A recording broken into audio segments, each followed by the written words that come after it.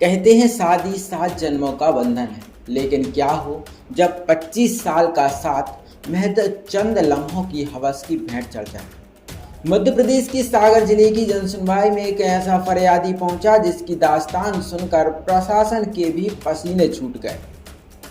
ढलती उम्र की पत्नी, गांव का ही जवान आशिक और एक झटके में बिखर गया 3 बच्चों का हंसता खेलता परिवार।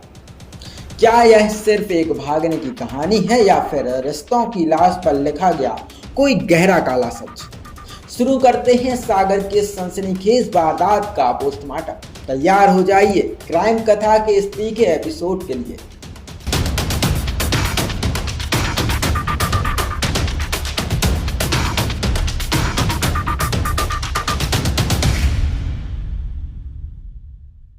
मामला सागर जिले के सानौदा थाना क्षेत्र के आमोदा गांव का है। यहां रहने वाले सुनील अहरवार अपनी शिकायत लेकर जनसुनवाई में पहुंचे।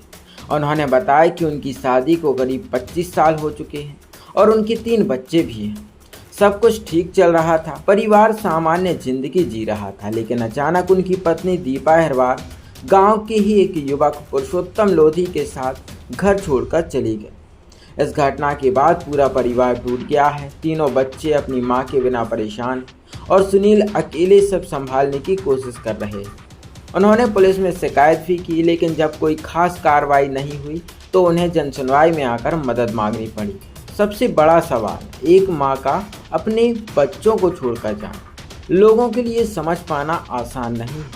अब सवाल ये है कि क्या प्रशासन इस मामले में जल्दी कार्रवाई करेगा और क्या इस परिवार को न्याय मिल पाएगा?